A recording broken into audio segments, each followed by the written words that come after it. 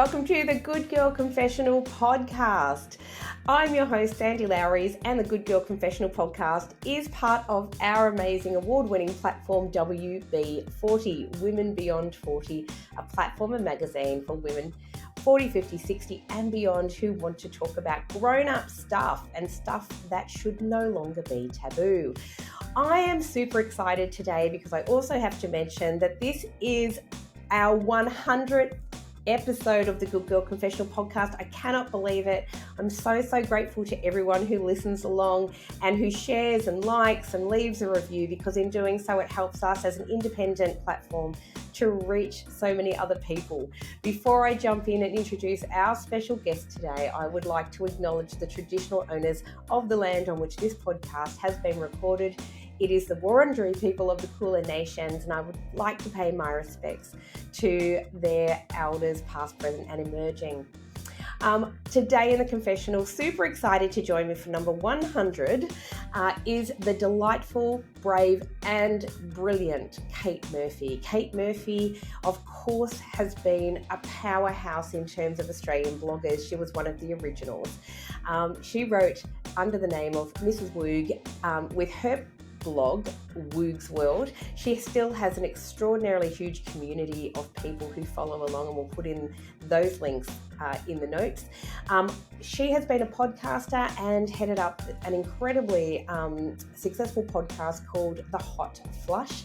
And she is now starting a new chapter in her life, talking about her story in regards to alcohol and how this affected and impacted her life, and a new chapter of becoming the artist currently known as Kayte Murphy.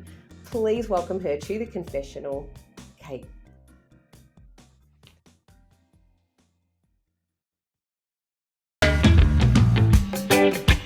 Hey there! When Sandy's not interviewing kick-ass women, she's hanging out with me at Alex the Seal, a podcast about music and nostalgia. I'm Jo Pybus, and each episode, Sandy and I talk about all the songs that got us hooked up, knocked up, and broken up. Do yourself a favour and search Alex the Seal on your podcast app. Love you, Molly!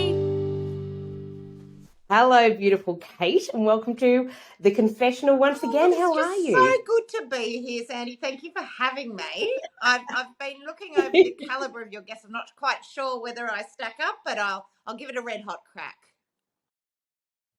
Look, you absolutely bloody stack up, and you are amongst some of those women who've already been on here, so thank you. Last time you were here, we were busy talking about all things menopause. Of course we were, because you were with the I do miss it. We just ran out of words, you know. We just got to a point that we had told all our stories, and you know, I think that there's a possibility that it could come back. I'm hoping that it could come back, even just for just a catch up, because we do miss that community, and there was a lot of pain going on, but there was also a lot of laughs, so I miss that. Yeah, absolutely. And the chemistry that you and beautiful Kim had is pretty extraordinary. And we've just had such a bloody rough 12 months, both of us. So, I mean, I can't really speak for her a lot, but, you know, some just monumental changes have been happening. And I think that's also probably a good thing to talk about at some point as well. Yeah, absolutely. And so I guess, you know, this is why, you know, I'm thrilled that you've come back on to have a bit of a chat, because one thing I love about you and have always loved about you is your extraordinary honesty about everything that's going on in your life. And I think that kind of guts and courage and that honesty really then helps other people to face what's going on in their life and think I'm not alone. Well, I mean, I think so.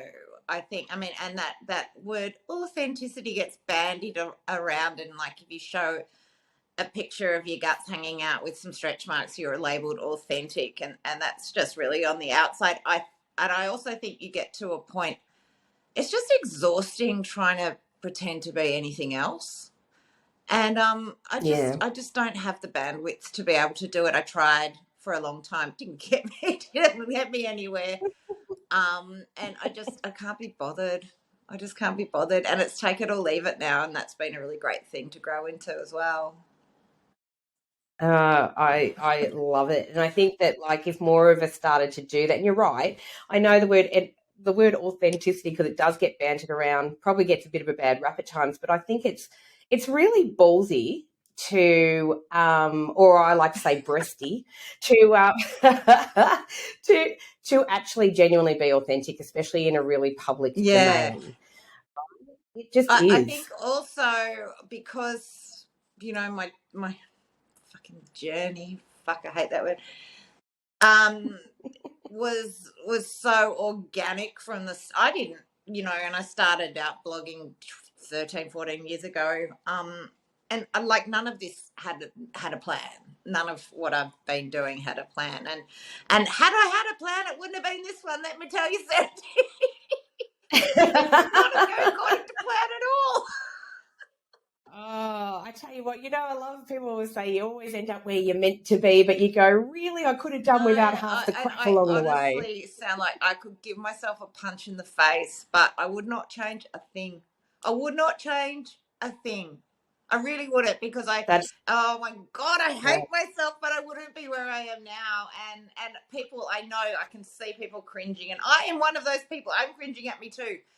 But it's true that I have just such a different life to what I had 12 months ago, in absolutely every aspect of it. So, I mean, I don't mind sharing my story, because I think coming from where I've come from and knowing so many women are where I was, I know this because I get emails every day, to take some of the scariness away from it, to know that, you know, if you do the work, then life is beautiful. It really is. Oh, God, punch. No, don't. You know what, though? I think that this is one of the things, and I want to hear your thoughts on this. One of the things as women that we do, right, is that we actually say something that's really profound, and then we backtrack it and go, I'm an idiot. We shouldn't have said that. It's this whole imposter syndrome shit that goes on with women, right, especially women as we get older. And it just, you know, no, you don't deserve a punch in the face. You deserve a bloody hug and you know, you just do. It's and a high five. The other thing, Sandy, is that we're just so trained from, you know, our first breath to be very hard on ourselves. I was hard on myself. Like, I was unforgivingly nasty to myself. And, you know, my spiral into, you know, the depths of despair was nobody's doing but my own, really, because I was so hard on myself.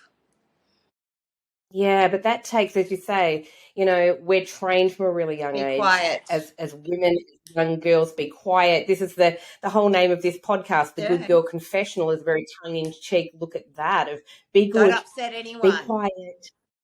Be a people pleaser, be small. And, you know, and just being always very cautious of your actions and what people might think. I think once you can let go of that, that's when the change starts to really happen. It really does. Yeah, I think you hit the nail on the head with that 100%.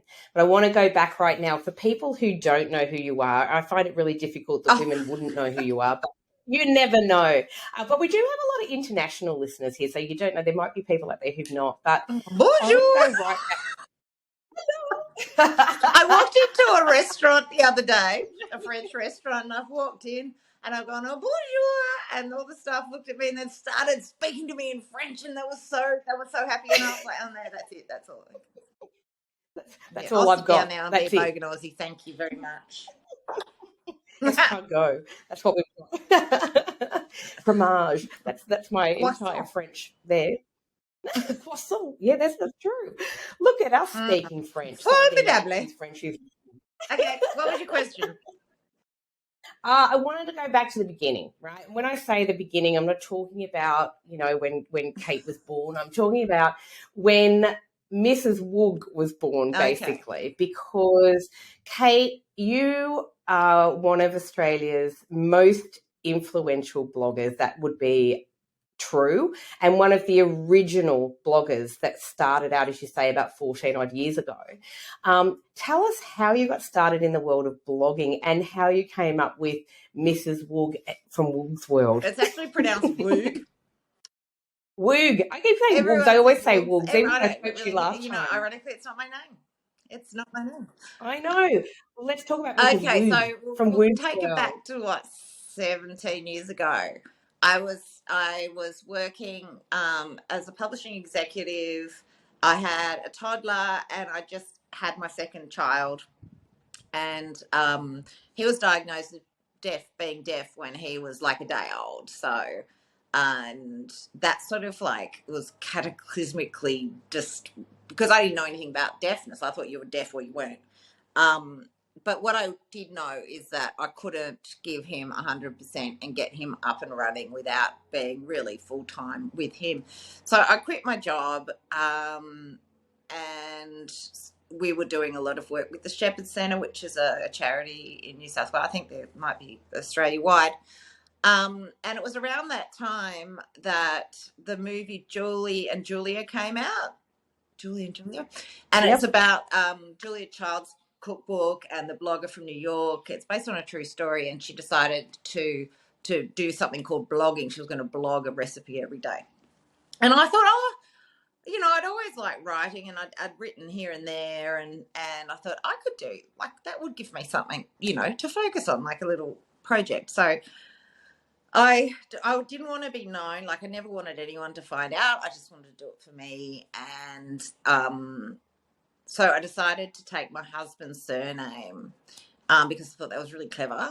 And I called it Woog's World as a nod to Wayne's World, which is a movie that I loved. Yeah, really showing my sensibilities here, Sandy.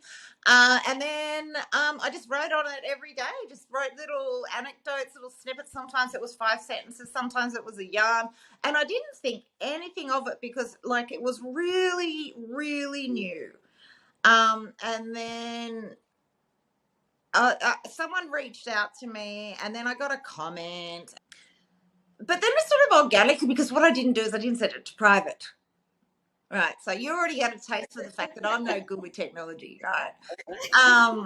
And all of a sudden, and then Google picked it up. I don't know how, and it was Blog of Note, and then it just went mental from there. And then the Australian blogging scene started to grow. So I connected with some really great mates who I'm still friends with, Beth and Nikki.